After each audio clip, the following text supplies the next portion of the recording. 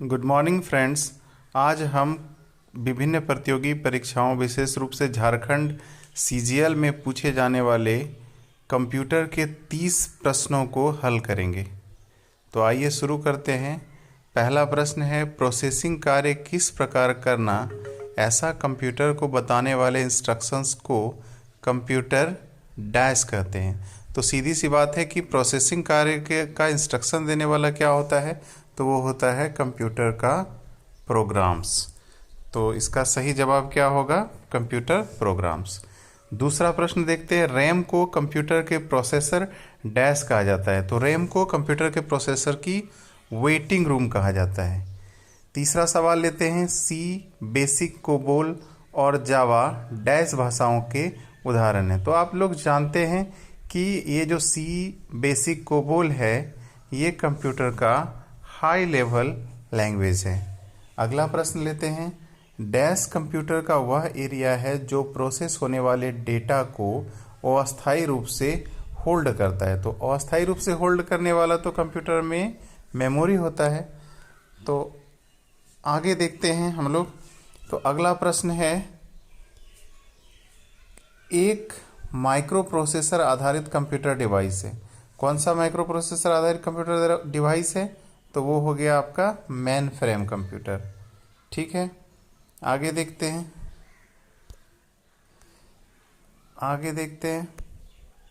Information input करने के लिए आप कीबोर्ड या माउस जैसे एक डैश का उपयोग करेंगे। तो आप जानते हैं कि कीबोर्ड और माउस क्या है, एक इनपुट डिवाइस है। आगे देखते हैं, कंप्यूटर सिस्टम की फंक्शनैलिटी बढ़ाने के लिए उसके साथ जोड़े जा सकने वाले इक्विपमेंट को डेजिग्नेट करने वाला टर्म क्या कहलाता है, तो ये कहलाता है आपका पेरिफेरल डिवाइस। आगे देखते हैं, ईमेल खाते में स्टोरेज एरिया होते हैं जिसे अक्सर कहा जाता है attachment, hyperlink, mail box, IP address. तो इसमें ये हो जाएगा आपका मेल बॉक्स। आगे देखते हैं, लोग समझ सकें और प्रयोग कर सकें ऐसे फॉर्मेट में प्रेजेंट डेटा डैश हो जाता है। तो ये तो इन्फॉर्मेशन ही होगा जिसे लोग समझ सकें। तो सही जवाब हो जाएगा इन्फॉर्मेशन। अगला प्रश्न है, डैश कंप्यूटर प्रोग्रामों का एक सेट है जो कंप्यूटर को स्वयं को मॉनिटर करने और अधिक दक्षता से कार्य करने में सहायता करता है। तो ये क्या हो जाएगा, ये आपका हो जाएगा सिस्टम सॉफ्टवेयर, क्योंकि सिस्टम सॉफ्टवेयर ही कंप्यूटर को चलाने के लिए रिस्पॉन्सिबल होता है। अगला प्रश्न देखते हैं। अगला प्रश्न है, रिक्वेस्टेड डेटा पर सीधे जंप करने की डिवाइस क्षमता है। तो ये तो हो जाएगा रैंडम एक्सेस मेमोरी या रैंडम एक्सेस इसको बोलते हैं। अगला प्रश्न देखते हैं, डेटा की वह मात्रा है जिसे स्टोरेज डिवाइस स्टोरेज मीडियम से प्रति सेकंड कंप्यूटर तक मूव कर सकता है। तो ऑप्शन दिया हुआ है, data migration rate, data digitising rate, data transfer rate, data access rate. तो इसमें आपका हो जाएगा डेटा ट्रांसफ़र रेट। ठीक है, अगला सवाल लेते हैं, डैश प्रोग्राम में सभी स्टेटमेंट्स को एक सिंगल बैच में कन्वर्ट करता है और इंस्ट्रक्शंस के रिजल्टिंग कलेक्शन को एक नई फाइल में रखा जाता है। तो ये आपका क्या हो जाएगा, इसको बोलते हैं कंपाइलर। ठीक है, अगला प्रश्न देखते हैं, 1000 बाइट्स का डैश होता है। तो 1000 बाइट्स का होता है 1 किलो बाइट। डैश कमांडों का एक अतिरिक्त सेट है जिसे मेन मेनू से आप द्वारा एक सिलेक्शन किए जाने के बाद कंप्यूटर डिस्प्ले करता है। तो ये क्या हो गया, जिसमें कहा जा रहा है कि कमांडों का एक अतिरिक्त सेट है जिसे मेन मेनू से एक सिलेक्शन किए जाने के बाद कंप्यूटर डिस्प्ले करता है। तो ये आपका सीधी सी बात है कि ये आपका हो जाएगा मेनू सिलेक्शन।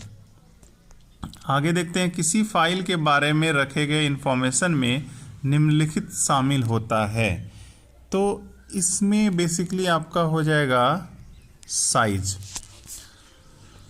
अगला प्रश्न देखते हैं, ऐसे प्रोसेस और मेमोरी मैनेजमेंट सर्विस प्रोवाइडर करता है जो 2 या 2 से अधिक टास्क, जॉब या प्रोग्राम को साथ साथ चलने देता है। तो इसको तो सीधा है कि ये आपका मल्टीटास्किंग हो गया।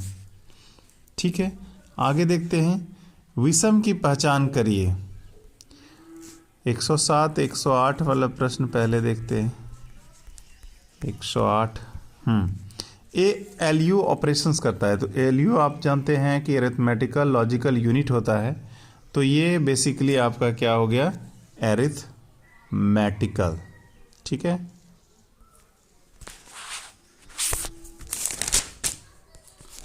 अगला प्रश्न है, डैश एक सॉफ्टवेयर है जो कंप्यूटर को दक्षता से ऑपरेट करने और डाटा का ट्रैक रिकॉर्ड रखने के लिए स्वयं को कंट्रोल करने में सहायता करता है। तो ये आपका हो जाएगा ऑपरेटिंग सिस्टम। ठीक है, आगे देखते हैं। कंप्यूटर कई तरह से डेटा मैनिपुलेट करते हैं, इस मैनिपुलेशन को डैश कहते हैं। तो डेटा मैनिपुलेटिंग आपका हो जाएगा प्रोसेसिंग, क्योंकि प्रोसेसिंग के थ्रू ही डेटा मैनिपुलेट किया जाता है। अगला प्रश्न है, ATM का पूरा रूप क्या है। तो ATM का पूरा रूप आपका हो जाएगा ऑटोमेटिक टेलर मशीन। आगे देखते हैं, ईमेल किए गए वर्ड डॉक्यूमेंट को हमेशा रीडिंग लेआउट में खोले जाने से कैसे रोका जाता है। तो इसका सही जवाब हो जाएगा आपका टूल मेनू से ऑप्शन, ऑप्शन से जनरल टैब, जनरल टैब से अर्लो स्टार्टिंग रीडिंग लेआउट को अनचेक करें। तो ये सही जवाब हो जाएगा इसका। अगला प्रश्न है, एक ही वर्कशीट में सिलेक्ट किए गए सेल से 2 अन्य सेलों में फॉर्मेटिंग को जल्दी से कॉपी करने का तरीका क्या है। तो सारा ऑप्शन आप लोग ध्यान से देखिए। इसमें जो सही जवाब होगा वो होगा आपका फॉर्मेटिंग टूल बार पर फॉर्मेट पेंटर बटन इमेज को 2 बार क्लिक करें, फिर उस प्रत्येक सेल में क्लिक करें जहां फॉर्मेटिंग कॉपी करना चाहते हैं। अगला प्रश्न देखते हैं, विषम की पहचान करिए। इंटरप्रेटर, ऑपरेटिंग सिस्टम, कंपाइलर और असेंबलर। तो इसमें विषम हो जाएगा आपका ऑपरेटिंग सिस्टम। ठीक है, आगे देखते हैं, निम्न में से कौन सा कॉमन डेटा एलिमेंटों को छोटे से बड़े क्रम में लगाता है। तो ऑप्शन ध्यान से देखिए। इसमें जो सही जवाब हो जाएगा वो है कैरेक्टर, रिकॉर्ड, फील्ड, फाइल और डेटाबेस। अगला प्रश्न देखते हैं, असिस्टेंट का क्या कार्य है या असिस्टेंट क्या है।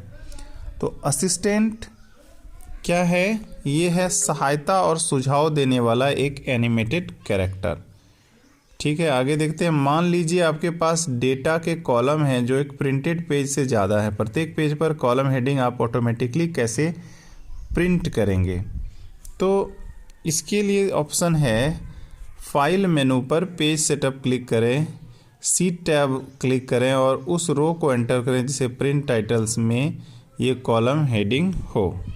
ठीक है, अगला प्रश्न देखते हैं, किस हैंडआउट में नोट्स के लिए लाइनें बनी होती हैं उसमें स्लाइडें कैसे प्रिंट की जाती है। जिस हैंडआउट में नोट्स के लिए लाइनें बनी होती है उसमें स्लाइडें कैसे प्रिंट की जाती है। तो इसका सही जवाब हो जाएगा, प्रिंट डायलॉग बॉक्स में हैंडआउट सेलेक्ट करें और प्रति पृष्ठ 3 स्लाइडें सेट करें। आगे देखते हैं अगला प्रश्न,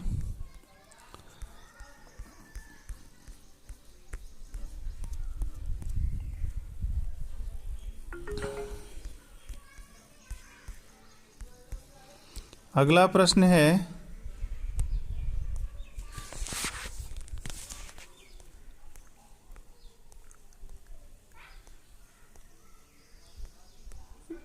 इसमें 118 तक ही क्वेश्चन दिखाई दे रहा है। तो 2 क्वेश्चन शायद ये इसमें नहीं आ पाया है गलती से।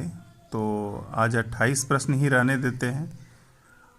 जनरली जैसे CGL में 30 प्रश्न रहता है, तो 28 प्रश्न ही आज हम लोग सॉल्व कर पाए हैं। आगे आने वाली वीडियो में हम लोग 30 प्रश्नों को सॉल्व करेंगे। Thank you.